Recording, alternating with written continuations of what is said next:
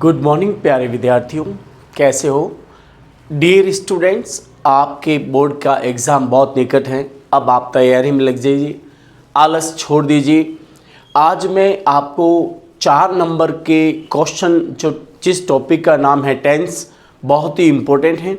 प्यारे विद्यार्थियों, अगर आपको बोर्ड परीक्षा में 4 नंबर लाने हैं तो आपको टेंस के ये 13 नियम अच्छी तरह से याद कर लीजिए। आज मैं आपको टेंस के सिंपल ट्रिक से 13 नियमों के साथ मैं टेंस समझाऊंगा। बिना स्किप किए इन 13 नियमों को अच्छी तरह से घोट घोट कर तैयार कर लीजिए। 100% आपके बोर्ड में 4 में से 4 नंबर आएंगे। सबसे पहले आपको पता होगा कि अगर किसी स्टूडेंट के ग्रामर पोर्शन अच्छा होता है तो उसके बोर्ड में 100 आउट ऑफ 100 मार्क्स आते हैं। आप भी अपना सपना पूरा कीजिए। आज हम चलते हैं सिंपल ट्रिक से। मैं आपको 12 नियम समझाऊंगा। सिर्फ 15 और 20 मिनट आप अपने पढ़ाई पे दे दीजिए, आपके 100% 4 में से 4 नंबर आएंगे। तो शुरू करते हैं। शुरू करने से पहले मैं आपसे एक अनुरोध करता हूं कि आप हमारे इस चैनल को लाइक, सब्सक्राइब और शेयर जरूर करें। थोड़े मिनट के लिए मैं स्क्रीन से हटकर आपको हर टॉपिक समझाऊं। क्या करना होगा, कैसे नियम्स और कैसे एग्जाम्पल हैं, कैसे बोर्ड में क्वेश्चन आएंगे, बने रहे हमारे वीडियो के साथ, लेकिन पूरा वीडियो देखना है।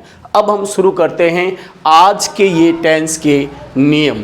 प्यारे विद्यार्थियों, थोड़ा सा ध्यान देंगे तो निश्चित रूप से आपके बोर्ड में एग्जाम में अच्छे मार्क्स आएंगे। तो आज की ये टॉपिक में अपन शुरू कर रहे हैं टेंस के नियम। सिर्फ 13 नियमों से आप अच्छी तरह से टेंस तैयार कर लोगे। सबसे पहले प्यारे विद्यार्थियों, ये नियम ध्यान रखें। टेंस के ये नियम हैं, प्रेजेंट टेंस के कुछ नियम है 5-7। सबसे पहले ध्यान दें, आपको अच्छी तरह से थोड़ा ध्यान देना है और समझना है पहला नियम क्या कहता है। पहला नियम प्यारे विद्यार्थियों ध्यान रखें, आपको थोड़ा सा इस पे ध्यान देना होगा। पहला नियम, फर्स्ट नियम है, यदि वाक्य के बीच में always, sometimes, generally, often, hardly या अंत में on Sunday, on Monday, in the morning, in the afternoon, in the evening, every day, every week, every month, every year, each day, each year, once a day, twice a day, until, unless आए तो ये हमेशा simple present tense होता है। कौन सा tense होता है? Simple present tense. ये सारे सिंपल प्रेजेंट टेंस की एडवर्ब है और इनके साथ ध्यान रखें, जब ये आए तो उस समय एक वचनकर्ता के साथ आपको वर्ब में एस या ईएस लिखना है और नेगेटिव आने पर, एक वचन के साथ नेगेटिव आने पर डज नॉट का प्रयोग करना है। जिस वर्ब के पीछे अब डज नॉट, अब एस या एस कहां लगाएंगे? जिस वर्ब के पीछे O S H S C H Z हो तो उस वर्ब के पीछे हम ईएस लगाएंगे। क्या लगाएंगे? ईएस। जैसे गो, गोज, टीच, टीचेज, बज, बजेज, फिनिश, फिनिशेज। लेकिन ये सब्जेक्ट सिंगुलर होना चाहिए। क्या होना चाहिए? सिंगुलर। यदि सब्जेक्ट प्लूरल हो, यदि सब्जेक्ट प्लूरल हो तो हम केवल फर्स्ट फॉर्म का ही प्रयोग करेंगे। कौन सी फॉर्म का? फर्स्ट फॉर्म का। उस समय वर्ब के पीछे एस या एस नहीं लगाते हैं। क्या नहीं लगाते हैं? एस या एस, सिर्फ प्लूरल वर्ब के साथ। ध्यान रहे, थोड़ा सा अच्छी तरह से ध्यान दें। अगला नियम मैं आपको थोड़ा समझाऊंगा। ध्यान दें, यदि सब्जेक्ट प्लूरल हो तो हम उसके साथ केवल फर्स्ट फॉर्म का प्रयोग करते हैं। उस समय वर्ब के पीछे एस या एस का प्रयोग नहीं करते हैं। नेगेटिव सेंटेंस होने पर, प्लूरल सब्जेक्ट और नेगेटिव सेंटेंस होने पर किसका प्रयोग करना है? डोंट का। यदि सेंटेंस में 2 खाली जगह हो, प्यारे विद्यार्थियों ध्यान दें, यदि सेंटेंस में, वाक्य में 2 खाली जगह हो तो फर्स्ट वाली पहली खाली जगह में आपको सब्जेक्ट के अनुसार डू या डज का प्रयोग करना है। अगर सब्जेक्ट प्लूरल है तो डू का प्रयोग कीजिए, अगर सब्जेक्ट सिंगुलर है तो डज का प्रयोग कीजिए। लेकिन एक बात ध्यान रखें, डू या डज के बाद एस या ईएस का प्रयोग नहीं होता है। अधिकांश स्टूडेंट यहां गलती कर लेते हैं। अगला नियम है, ओपन कंडीशन या प्रोबेबल कंडीशन इसी टेंस में आता है। यदि इफ क्लोज में प्रेजेंट टेंस है, या फिर इसकी पहचान यदि मेन क्लोज में शैल विल प्लस फर्स्ट फॉर्म है, तो उस समय इफ क्लोज में सिर्फ सिंपल प्रेजेंट टेंस आएगा। ध्यान रखें, एक बार वापस समझा रहा हूं। यदि मेन क्लोज में शैल विल हो प्लस फर्स्ट फॉर्म हो, तो आप ध्यान रखना सिंपल प्रेजेंट इफ क्लोज में हमेशा उस समय सिंपल प्रेजेंट टेंस ही आएगा। अब आप एग्जाम्पल से समझिए, और अगर कोई सवाल समझ में नहीं आता है तो अपने कमेंट बॉक्स में जरूर लिखें।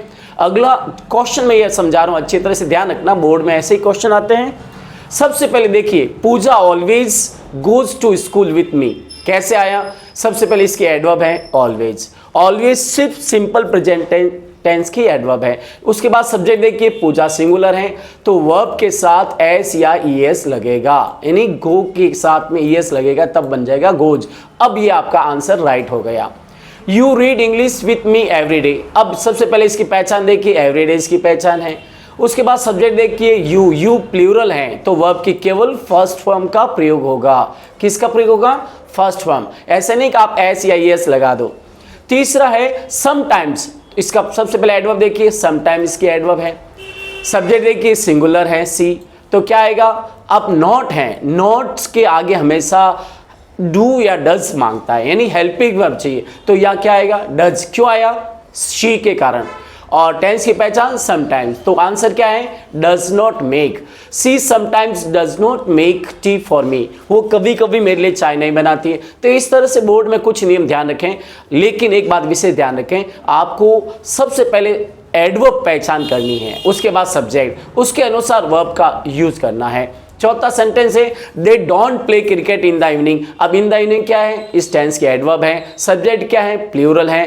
क्या लगेगा? नॉट प्ले, तो यहां पर प्लूरल होने पर अभी मैंने समझाया डू लगेगा, डू नॉट प्ले, तो आपका आंसर डू नॉट प्ले होगा। पांचवा क्वेश्चन है, why do you hardly read English.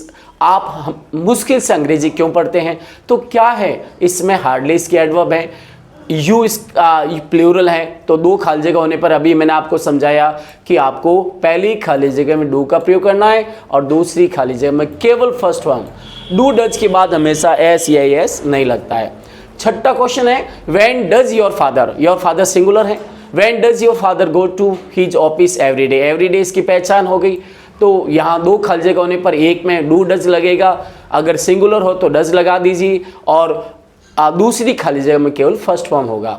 अगला सातवां क्वेश्चन, इफ। अब एक ओपन कंडीशन या प्रोबेबल कंडीशन में आपको बता रहा हूं, यहां पर क्या पहचान होती है? मेन क्लोज में शैल विल का प्रयोग होता है, तो यहां पर है, तो इफ क्लोज में कौन सा टेंस लगेगा? हमेशा सिंपल प्रेजेंट। अब टीचर्स क्यों लिखा मैंने कि सी सिंगुलर सब्जेक्ट है, तो इसमें सी एच आया पीछे तो ई एस लगेगा, अगर सी एच नहीं होता तो ऐसे ही लगता है। अगला सवाल देखिए आठवां, if they help him he will also help them. अगर आप उसकी सहायता करेंगे तो वो भी आपकी सहायता करेगा। तो मेन क्लोज में क्या है? Will plus first form. If clause में क्या आएगा? केवल फर्स्ट फॉर्म। क्यों आई? दे प्लूरल सब्जेक्ट है। अगला नौवां क्वेश्चन है, if Puja doesn't work hard she will not get success. अगर पूजा कठिन मेहनत नहीं करेगी तो वो सफल नहीं होगी। तो क्या है इसमें? नेगेटिव पूछा है या नॉट है, मैं इसकी पहचान हो गई विल नॉट गेट्स या वांट, तो इसमें simple present tense does not. Does क्यों आया? पूजा के कारण। तो ये ध्यान रखें, नॉट वर्क, जब कभी नॉट का प्रयोग हो तो आगे हेल्पिंग वर्ब का यूज करना है। हेल्पिंग वर्ब रहेगी डू या डज। 10वां question, if they don't play well they won't will the match. अगर वे अच्छा नहीं खेलेंगे तो मैच नहीं जीतेंगे। क्या पहचान है? वॉन्ट। वॉन्ट क्या है? Will not. यहाँ क्या लगेगा? डोंट। क्यों आया? प्लूरल सब्जेक्ट है दे। तो इस तरह से प्यारे विद्यार्थियों ध्यान दें। अब हम अगले टेंस पर चलते हैं, रूल नंबर 2। और रूल नंबर 2 पे थोड़ा सा आप अच्छी तरह से ध्यान देंगे तो आपको अच्छी तरह से समझ में आएगा। रूल नंबर 2 क्या कहता है? यदि वाक्य सेंटेंस के पहले या बीच में, ध्यान रखना ये एडवर्ब है, किसकी? प्रेजेंट कंटिन्यू टेंस की। Today, tonight, still, nowadays, look, listen, eight this time, in this day, now, constantly. ज़्यादातर कंस्टेंटली आता है एग्जाम में। ये आने पर ये टेंस कौन सा हो जाता है? Present continuous tense. क्या होता है उस समय? उस समय हम सब्जेक्ट के अनुसार इज एम आर का प्रयोग करते हैं। ये 3 हेल्पिंग वर्ब है, किसमें? प्रेजेंट कंटिन्यूस टेंस में। क्या पहचान होगी? Today, tonight, still, nowadays, look, listen, eight this time, in this day, now, constantly. क्या है, अपन एग्जाम के साथ थोड़ा सा एग्जाम्पल देखते हैं। और इसके पहले रूल देखिए, आई के साथ हमेशा एम का प्रयोग होता है। He, she, it, Ram, Shyam, Radha, my father, my mother, your friend के साथ हमेशा एक वचन होने पर इज का प्रयोग करना है। बहुवचन प्लूरल होने पर you, we, they, the boys, the girls, Ram and Shyam, my friends, the children, people, cattle, ये सारे क्या है, ये प्लूरल हैं, बहुवचन है। क्या करेंगे, आर का प्रयोग करेंगे। क्या करें, एग्जाम्पल से अपन समझते हैं। ये देखिए एग्जाम्पल, पहला एग्जाम्पल क्या है, या सामने देखिए, my father is going to Ajmer with me today, आज मेरे पापा मेरे साथ अजमेर जा रहे हैं। तो क्या करेंगे, इसकी पहचान टूडे, और सब्जेक्ट सिंगुलर, क्या लगेगा, इज के बाद आईएनजी फॉर्म, ध्यान रखें। तो इस तरह से आपको थोड़ा अच्छी तरह से सॉल्व करने की कोशिश करना है। My father is going to Ajmer with me today, क्यों इज गोइंग आया, मालूम हो गया। टूडे इसकी पहचान है, टूडे आते ही प्रेजेंट कंटिन्यूस टेंस हो जाता है। माई फादर सिंगुलर है तो सिंगुलर के साथ इज का प्रयोग करेंगे, और इस टेंस में पूरे के साथ आईएनजी फॉर्म का प्रयोग करेंगे। They are still working in this factory, वे अभी भी इस फैक्ट्री में काम करेंगे। वे अभी भी इस फैक्ट्री में काम कर रहे हैं। क्या पहचान है, स्टिल, स्टिल किसकी है, प्रेजेंट कंटिन्यूस टेंस की। दे क्या है, सब्जेक्ट प्लूरल है, क्या आएगा, आर प्लस वर्किंग। अगर दो खाली जगह होती है तो पहली खाली जगह में helping verb is am are का प्रयोग होता है, और दूसरी खाली जगह में हमेशा आईएनजी फॉर्म का प्रयोग होता है।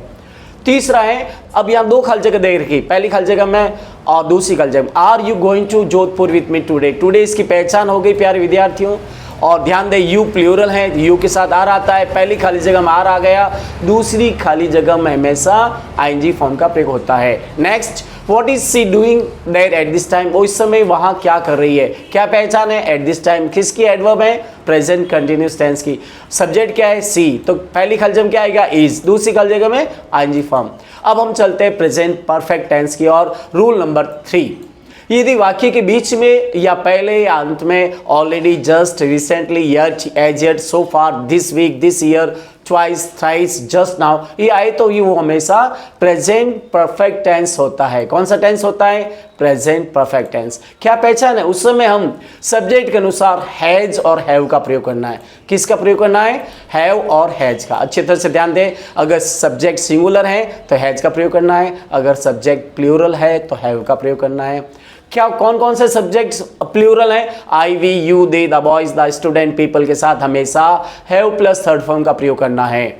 और क्योंकि ये बहुवचन है, और he, she, Ram, Sita, my father, your friend के साथ हमेशा हैज प्लस थर्ड फॉर्म का प्रयोग करना है, क्योंकि ये सिंगुलर सब्जेक्ट है। आइए एग्जाम्पल के जरिए समझते हैं।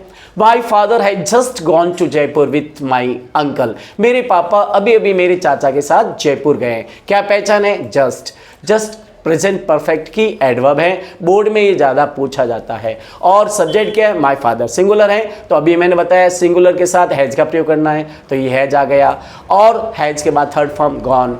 इसी तरह से we have already taken tea with them, हमने उनके साथ चाय पहले से पी ली है, तो ऑलरेडी इसकी पहचान हो गई। सब्जेक्ट क्या है, प्लूरल, वी प्लूरल है तो हैव आएगा, और थर्ड फॉर्म है taken. Why has she saved 2000 rupees this month? उसने इस महीने 2000 रुपये क्यों बचाए, पहचान क्या है, एडवर्ब दिस मंथ। क्या लगेगा, सब्जेक्ट, सब्जेक्ट शी है, सिंगुलर है तो has plus third form. Why has she saved 2000 rupees this month? Next है, Why have the children not gone to school so far? So far इसकी पहचान है, बच्चे अभी तक स्कूल क्यों नहीं गए हैं, तो इसकी पहचान तो होगी so far। सब्जेक्ट क्या है, द चिल्ड्रन, प्लूरल है, हैव का प्रयोग होगा, थर्ड फॉर्म नॉट गॉन। तो इस तरह से प्यारे विद्यार्थियों ये हो गया प्रेजेंट परफेक्ट टेंस। अब हम चर्चा करेंगे प्रेजेंट परफेक्ट कंटिन्यूस टेंस की रूल नंबर 4। यदि वाक्य के पहले या बीच में, या अब यहाँ ध्यान रखना, ये वाक्य के हमेशा अंत में आता है, ये नहीं आएगा। यदि वाक्य के अंत में सिंस फॉर हो आए तो वो हमेशा प्रेजेंट परफेक्ट कंटिन्यूस टेंस होता है। ध्यान रखें, यदि वाक्य के अंत में सिंस और फॉर, इसमें दो ही एडवर्ब हैं, सिंस एंड फॉर, तो वो हमेशा टेंस होता है प्रेजेंट परफेक्ट कंटिन्यूस टेंस। उस समय में क्या करते हैं, सब्जेक्ट के अनुसार हैज बीन और हैव बीन का प्रयोग करते हैं। एक वचन सिंगुलर नाउन के साथ हैज बीन, प्लूरल नाउन बहुवचन के साथ हैव बीन का प्रयोग करना है। किन किन के साथ हैव बीन और हैज बीन का प्रयोग करना है, I, we, you, the boys, the student, people के साथ have been plus ING form का प्रयोग करना है, क्योंकि ये प्लूरल है, बहुवचन है। He she Ram Sita my father your friend के साथ has been plus ING form का प्रयोग करना है क्योंकि ये सिंगुलर सब्जेक्ट है। एग्जाम्पल अपन देखते हैं थोड़ा सा। I have been reading English for 2 weeks, मैं 2 हफ्ते से अंग्रेजी पढ़ रहा हूँ। क्या पहचान है? For 2 weeks. ये इसकी एडवर्ब हो गई फॉर, और लगाना क्या है? आई के साथ have been, I have been reading, ठीक है ना। तो हैव बीन रीडिंग इसका सही आंसर है। आई प्लूरल है इसलिए हैव लगा। Sanju has been playing cricket with them since 4 PM, तो इसमें पहचान क्या है? सिंस 4 PM, यानी 4 बजे से संजू उनके साथ क्रिकेट खेल रही है। सब्जेक्ट क्या है? संजू सिंगुलर है। हैज़ बीन का प्रयोग होगा, इस तरह से ध्यान दें। Asha has not been cooking food for us since Tuesday, Asha मंगलवार से हमारे लिए खाना नहीं बना रही है। पहचान क्या है? सिंस। क्या लगेगा? आशा सिंगुलर सब्जेक्ट है, has not been cooking. Next है why have they been in Bilara since Friday. प्यारे विद्यार्थियों एक बात ध्यान दें, जब कभी वर्ब नहीं हो और बी लिखा हुआ हो और सिंस फॉर भी हो तो उस समय सिर्फ आपको हैव बीन या हैज़ बीन का ही प्रयोग करना है। या वर्ब नहीं है, बी का मतलब होता है हैव बीन या हैज़ बीन लगाना। वाई हैव, अब भी हैव क्यों लगा? दे के कारण। Why have they been in Bilara since Friday, फिर शुक्रवार से बिलाड़ा में क्यों है, इस तरह से ध्यान दें। अब हम थोड़ा सा एक और नियम मैं बता देता हूँ। यदि वाक्य में सिंस फॉर हो तो कोष्टक में बी हो। मैंने नियम बताया, यदि वाक्य में सिंस फॉर हो, क्या हो? सिंस फॉर, और साथ में कोष्टक में ब्रैकेट में बी हो तो उस समय आपको सब्जेक्ट के अनुसार हैव बीन और हैज़ बीन का प्रयोग करना है। नेक्स्ट नियम है रूल नंबर 5। यदि वाक्य के अंत में मेन क्लोज में सेल, अब ध्यान रखना इधर shall will plus first form हो और इफ क्लोज में सिंपल प्रेजेंट टेंस का प्रयोग करेंगे, ध्यान रखना इसमें। अब मैं यहाँ पर अभी मैंने बताया था मेन क्लोज में अगर सेल विल है मेन क्लोज में, तो इफ क्लोज में हमेशा कौन सा टेंस लगेगा? सिंपल प्रेजेंट टेंस लगेगा। यदि if she goes to school I shall inform you, अगर वो स्कूल जाएगी तो मैं आपको इन्फॉर्म कर लूंगा। तो ये कौन सी क्लोज है? मेन क्लोज में सेल विल दे रखा है, इफ क्लोज में सिंपल प्रेजेंट टेंस का प्रयोग होगा, ध्यान रखना। सिंपल प्रेजेंट टेंस का प्रयोग होगा। If they don't play well they will lose the match, अगर वे मैच अच्छा नहीं खेलेंगे तो मैच हार जाएंगे। मैन इसकी पहचान आ गई, मैंने पहले ही बताया आपको। If your sister doesn't read English regular she will not get good marks, अगर आपकी बहन हमेशा अंग्रेजी नहीं पढ़ेगी तो वह अच्छे मार्क्स नहीं लाएगी। तो इस तरह से प्यारे विद्यार्थियों सब्जेक्ट के अनुसार आपको प्रयोग करना है। या योर सिस्टर सिंगुलर है। If Mahesh catches fish at the pond, his father will scold him certainly. अगर महेश तालाब पर मछलियाँ पकड़ेगा तो उसके पापा उसे निश्चित रूप से डांटेंगे। महेश क्या है? सिंगुलर है, सिंगुलर सब्जेक्ट है, कैचेज आएगा। पहचान क्या है? Will plus first form. प्यारे विद्यार्थी ध्यान दें, अब हम पास्ट टेंस की चर्चा करेंगे। पास्ट टेंस में रूल नंबर 6 ध्यान दीजिए। यदि वाक्य सेंटेंस के अंत में बीच में yesterday, ago, last week, last month, last year, the previous week, in 2022, in 2024, in ancient, in youth, in childhood आए तो हमेशा वो कौन सा टेंस होता है? सिंपल पास्ट टेंस होता है। उस समय वाक्य में सेकेंड फॉर्म का प्रयोग करते हैं। कौन सी फॉर्म? सेकेंड फॉर्म, चाहे एक वचन हो चाहे बहुवचन हो। वेन के बाद प्यारे विद्यार्थियों हमेशा सिंपल पास्ट टेंस आता है, यानी सेकेंड फॉर्म, याद रखें। नेगेटिव सेंटेंस में केवल सिंगुलर और प्लूरल के साथ did not plus first form का प्रयोग करना है नेगेटिव सेंटेंस में। इम्प्रोबेबल या इमेजिनरी कंडीशन इसमें आएगा और उस समय हमें सिंपल पास्ट टेंस का प्रयोग करना है। कौन सा क्लोज आ रहा है, कौन सा कंडीशन आ रहा है? इम्प्रोबेबल या इमेजिनरी कंडीशन, इसी में आता है। आपको सिर्फ सेकेंड फॉर्म का प्रयोग करना है। मेन क्लोज में क्या मिलेगा आपको? Would, could, should plus first form.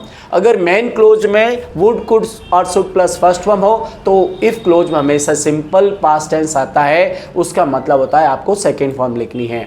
अगर ब्रैकेट में बी है, बी आने पर आप एक वचन और बहुवचन के साथ सीधा वर्ब का प्रयोग करेंगे और वो सेंटेंस होगा इमेजिनरी कंडीशन। ध्यान दें, एग्जांपल आपके सामने है।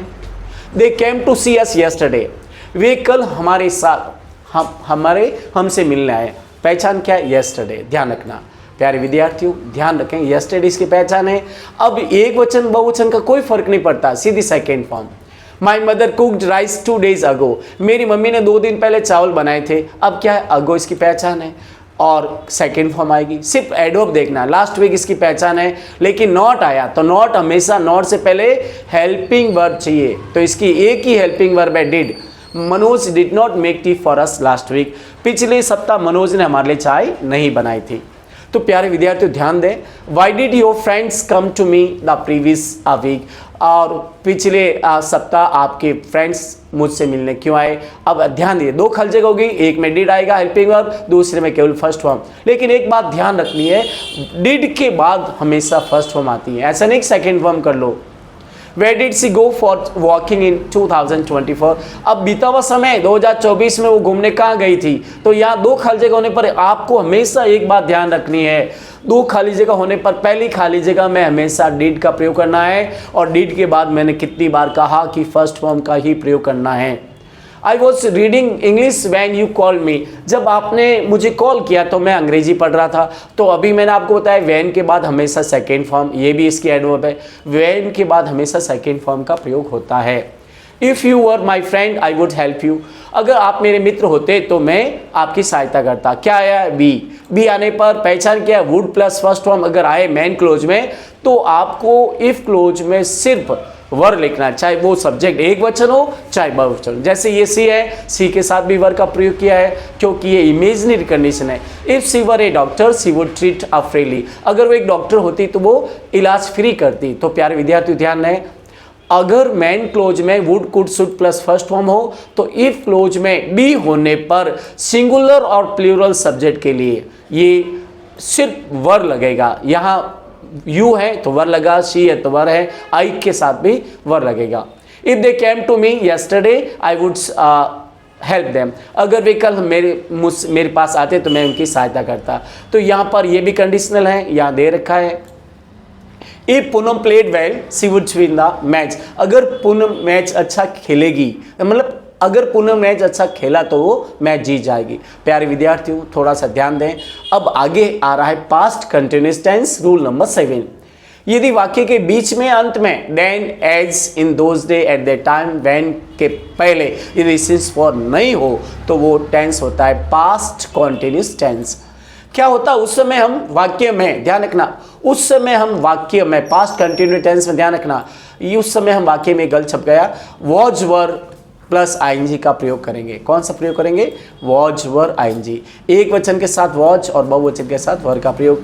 आई he she it Ram Sita Ashok my friend के साथ वॉज प्लस आईएनजी, और आई ध्यान रखना, और यहाँ पर ये नहीं आएगा वी, आई नहीं आएगा, sorry, we you they the people the boys the girls the children के साथ वर प्लस आईएनजी का फॉर्म प्रयोग करना है, were plus ING form. Example देखिए, as they were crossing the road they fell down, जो वे सड़क पार करे थे, क्या पहचान है? As they were crossing the road they fell down. तो प्यारे विद्यार्थी ध्यान रखना, दे के साथ मैंने अभी बताया वर का प्रयोग होगा। I was reading English when you came to see me, अब ध्यान, वैन के पहले सिंस फॉर नहीं हो तो पास्ट कंटिन्यूअस टेंस का प्रयोग होता है, ये विशेषता है, ध्यान दें। यहाँ वैन के पहले सिंस फॉर नहीं है तो वॉज वर आईएनजी लगेगा। I was reading English when you came to see me, और जब आप मुझसे मिलना है तो मैं अंग्रेजी पढ़ रहा था, इस तरह से ध्यान दें।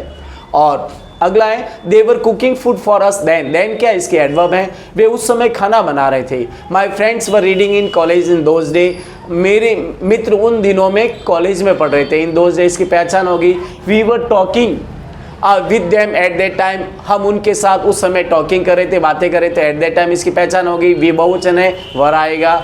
इसी तरह से she was not playing a chess then, अब देन इसकी पहचान है, she was not playing chess then, उस समय वो चेस नहीं खेल रही थी। और what were you doing then there when I called you, जब मैंने आपको कॉल किया था आप वहाँ क्या कर रहे थे। तो यहाँ पर सिंस फॉर नहीं है तो वो past continuous tense was were का प्रयोग होगा।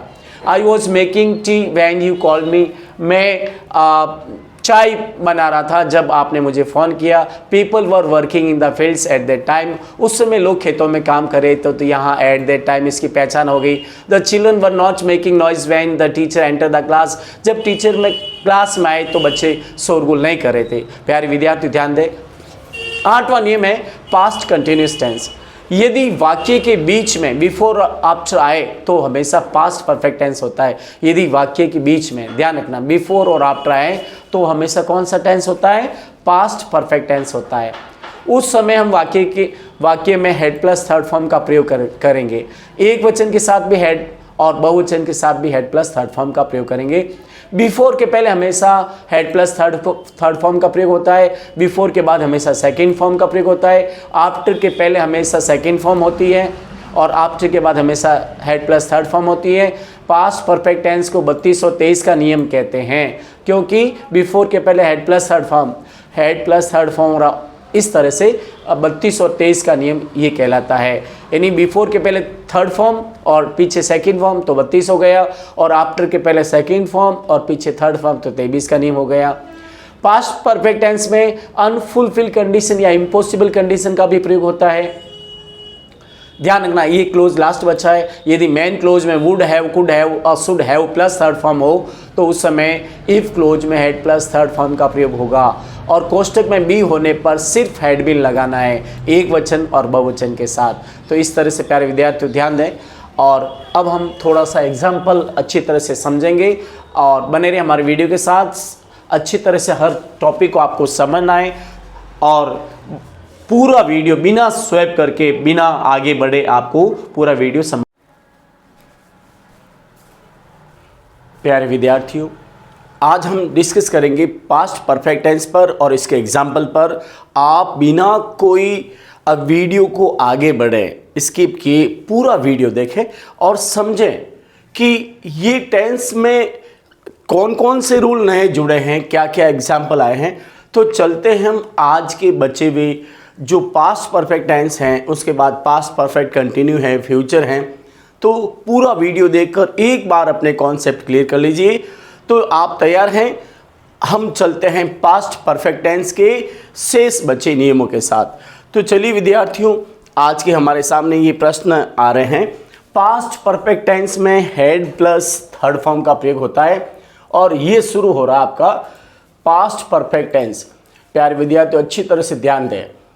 पास्ट परफेक्ट टेंस में मैंने बताया था कि बिफोर के पहले हेड प्लस थर्ड फॉर्म का प्रयोग होता है, तो अच्छी तरह से याद रखें। और आफ्टर के बाद हेड प्लस थर्ड फॉर्म का प्रयोग होता है। The bell had rung before we reach that school.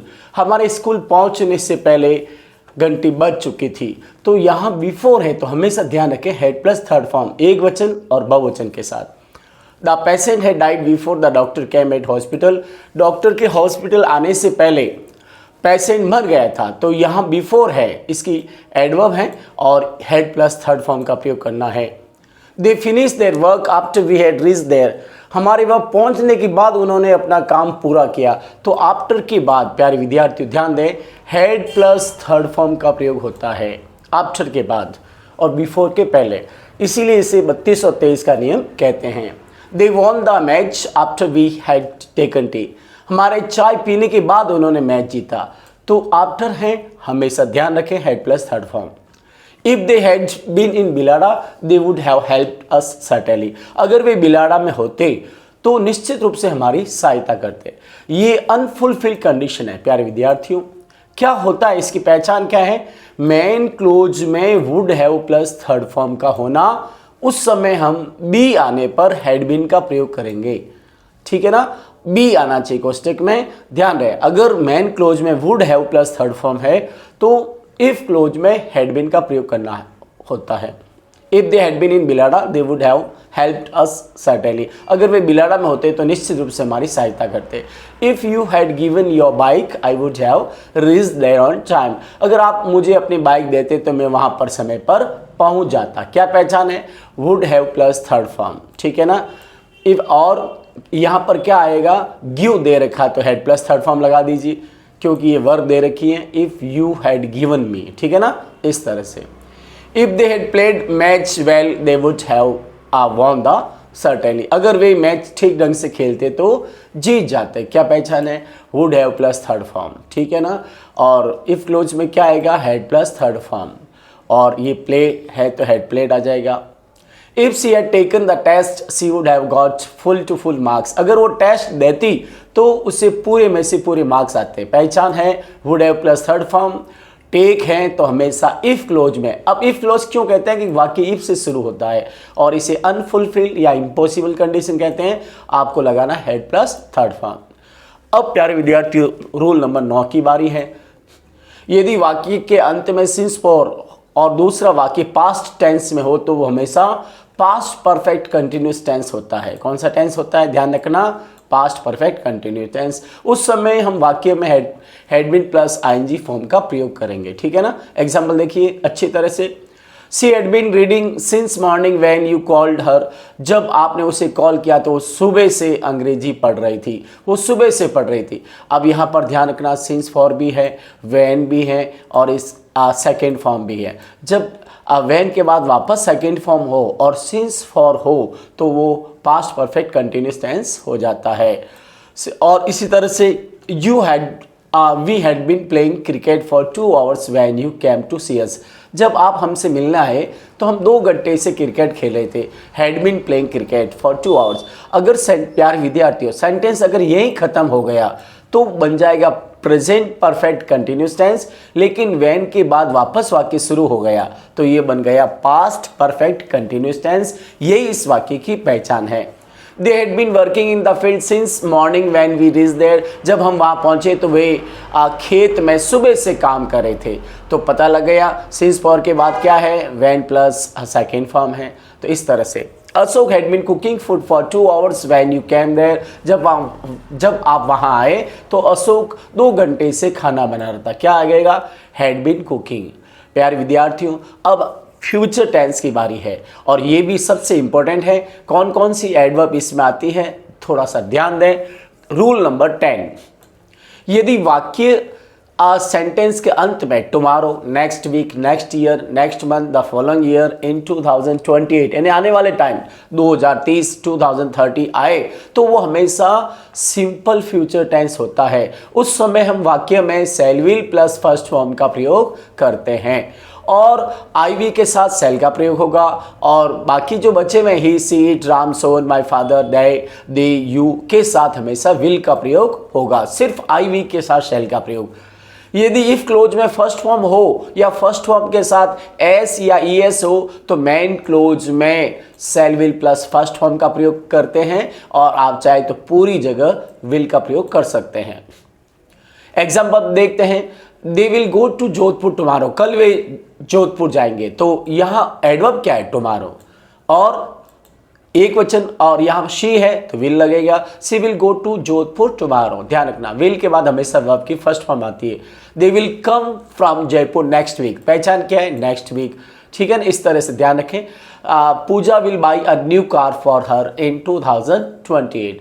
पूजा अपने लिए 2028 में, नया टाइम, ये फ्यूचर टाइम आ गया इसलिए ये विल प्लस फर्स्ट फॉर्म का प्रयोग होगा।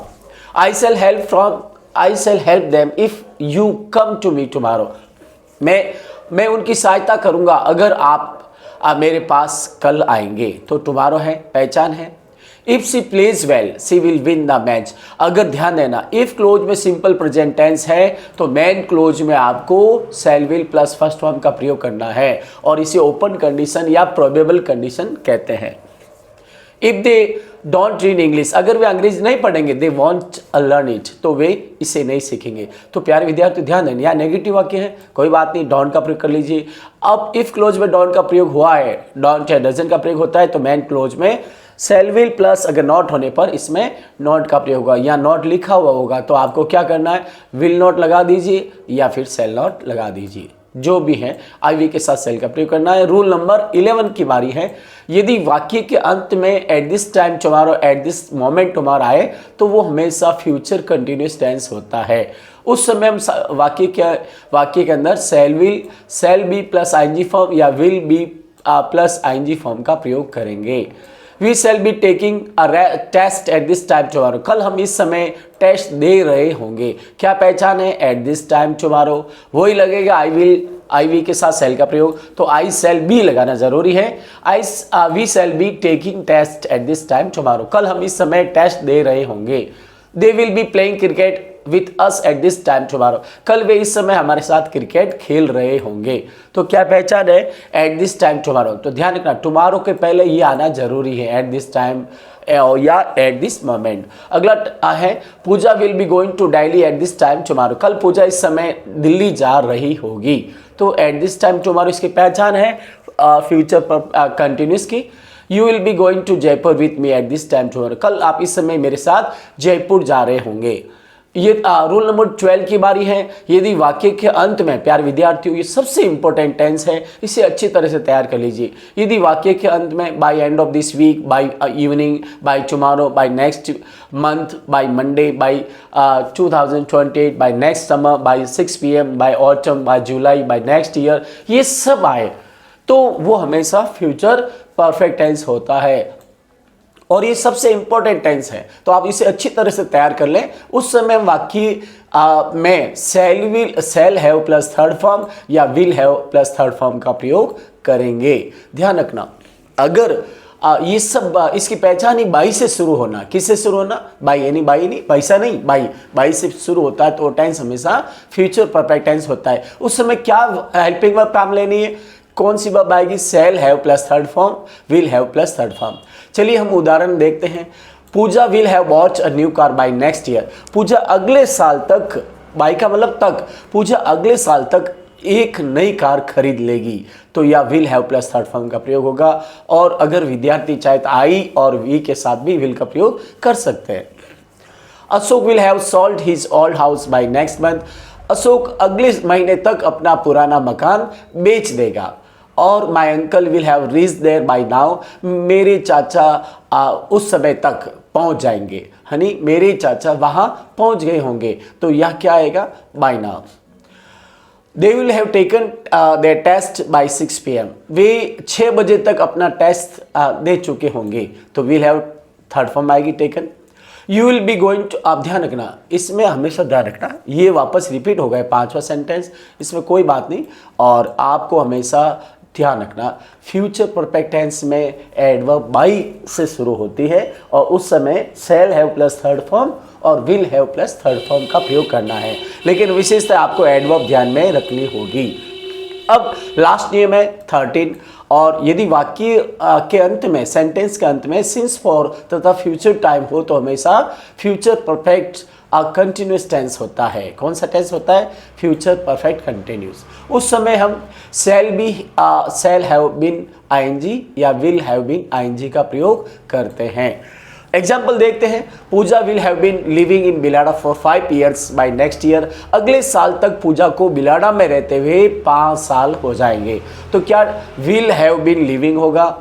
She will have been playing cricket for 5 hours by 3 PM। 3 बजे तक उसे क्रिकेट खेलते हुए 5 घंटे हो जाएंगे। तो आपको पता है बाई भी है और इसमें सिंस फॉर भी है। ऐसी कंडीशन में फ्यूचर परफेक्ट कंटिन्यूस टेंस होता है। She will have been cooking for 15 years by 3। तो ये ध्यान रखना, इसमें आपको कुछ नहीं करना, बाई का प्रयोग ध्यान रखना है और साथ में सिंस फॉर का ध्यान रखना है, तब वो हो जाता है future perfect continuous tense. They will have been reading English for 5 hours by 8 PM। 8 बजे तक, शाम 8 बजे तक उन्हें अंग्रेजी पढ़ते हुए 5 घंटे हो जाएंगे। प्यारे विद्यार्थियों, टेंस जीवन में बहुत इंपॉर्टेंट है और इसे बिना स्किप किए पूरे नियमों को, और नियम क्या है? सिर्फ 13 नियम याद करने हैं। 13 नियमों के साथ आपके एडवर्ब भी तैयार हो जाएगी और अच्छे से नंबर भी बोर्ड में आ जाएंगे। बने रहे हमारे वीडियो के साथ और आपसे एक गुजारिश है, हमारे इस चैनल को सब्सक्राइब जरूर करें ताकि अगला नोटिफिकेशन आपको तुरंत मिल सके, अगले इंपॉर्टेंट क्वेश्चन आप तक आ सकें। बने रहे हमारे वीडियो के साथ। Thank you very much. Take care, good bye. We will see you on our next video. Take care once.